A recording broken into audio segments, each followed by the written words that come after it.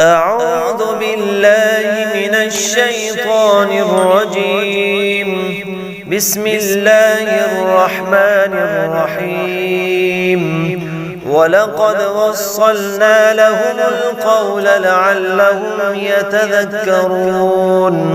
الذين آتيناهم الكتاب من قبله هم به يؤمنون.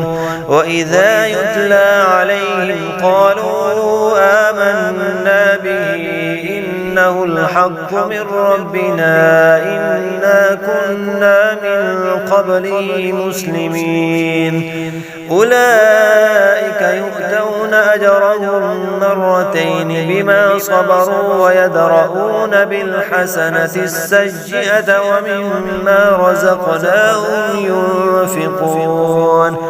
وإذا سمعوا اللغو أعرضوا عنه وقالوا لنا أعمالنا ولكم أعمالكم سلام عليكم لا نبتغي الجاهلين. إنك لا تهدي من أحببت ولكن الله يهدي من يشاء وهو أعلم بالمهتدين. وقالوا إن نتبع الهدى معك نتخطف من أرضنا أولم نمكن لهم حرما آمنا يجبى إليه ثمرات كل شيء رزقا من لدنا ولكن أكثرهم لا يعلمون.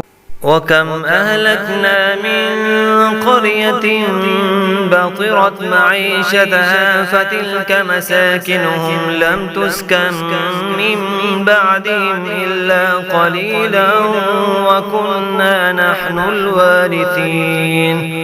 وما كان ربك مهلك القرى حتى يبعث في أمها رسولا يتلو عليهم آياتنا وما كنا مهلك القرى إلا وأهلها ظالمون. وما أوتيتم من شيء فمتاع الحياة الدنيا وزينتها وما عند الله خير وأبقى فلا تعقلون.